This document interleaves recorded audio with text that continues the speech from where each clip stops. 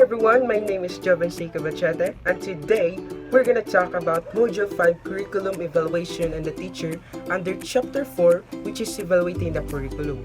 But before that, I'm gonna introduce to you my groupmates together with our respective instructor.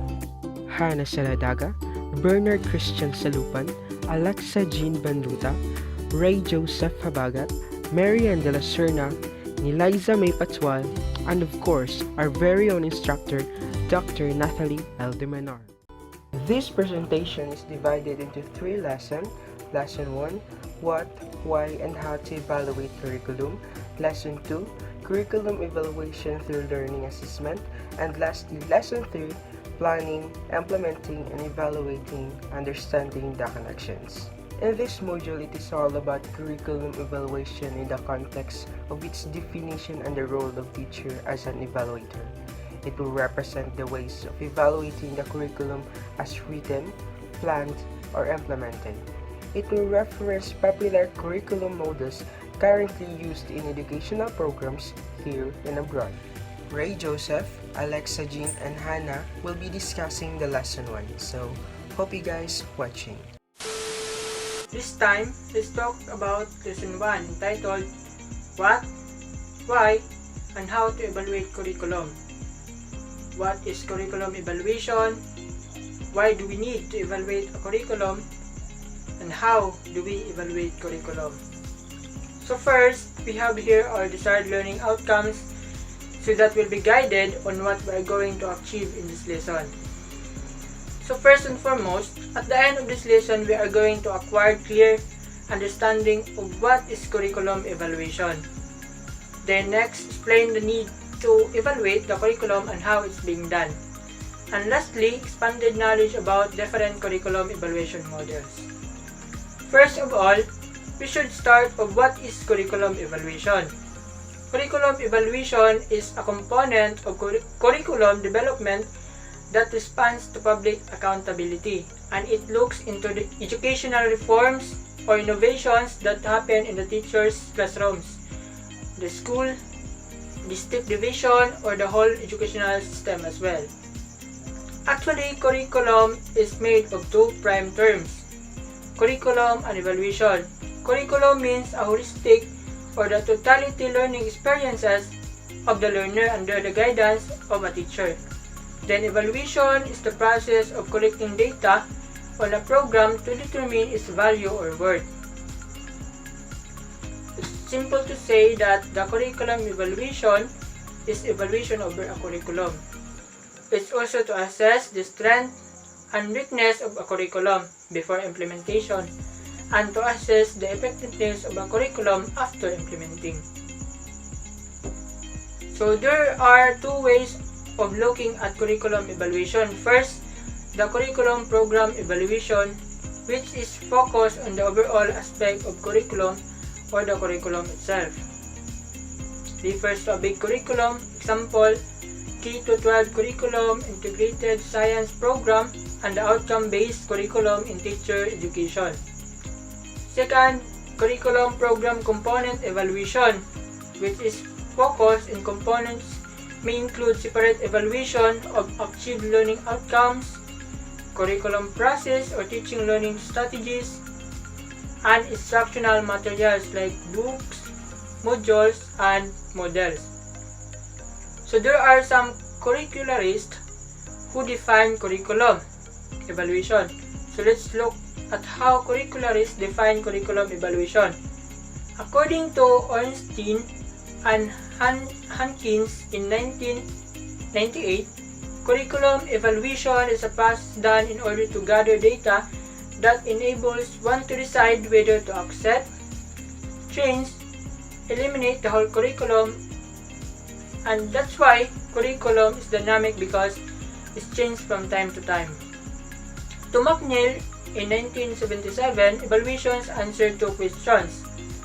Number 1, do plan learning opportunities, programs, courses, and activities as developed and organized actually produce desired results? Number 2, how can a curriculum best be improved?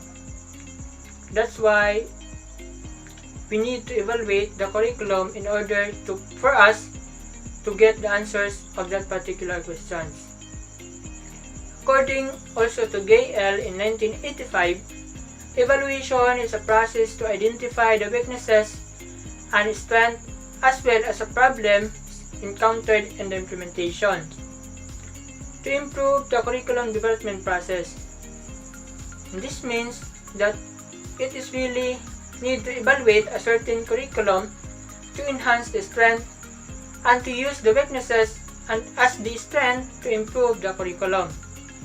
Lastly, according to Oliva P. in 1988, curriculum evaluation is a process of delineating, obtaining, and providing useful information for judging alternatives for purposes of modifying or eliminating the curriculum. Basically, evaluation plays a vital role in a certain curriculum. Why? Because it is the basis to improve and innovate the existing curriculum. It is also a way to innovate and to eradicate the negative aspect of the curriculum. Now, why is there a need to evaluate a curriculum? The curriculum process presented by various curricularists end with evaluation, and all of them are agreed that planning, designing, and implementing are less useful unless there is an evaluation. Here are some specific reasons for evaluating the curriculum. First, the need of assessment. It identifies the strengths and weaknesses of an existing curriculum. This will be the basis of the intended plan, design, or implementation. Second, monitoring. It is when evaluation done in the middle of curriculum development.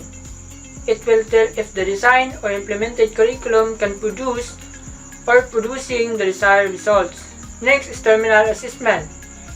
In its based on some standards, curriculum evaluation will guide whether the results have equaled or exceeded the standards, thus can be labeled as success. And lastly, decision making. The curriculum evaluation provides information necessary for teachers, school managers, curriculum specialists for policy recommendation that will enhance achieved learning outcomes. And also, these are the most important process of curriculum evaluation. Evaluation is a big idea that collectively tells about the value or worth of something that was done. Curriculum specialists have proposed an array of models which are useful for classroom teachers and practitioners. Let us look some of these. First model is Bradley Effective Model in 1985.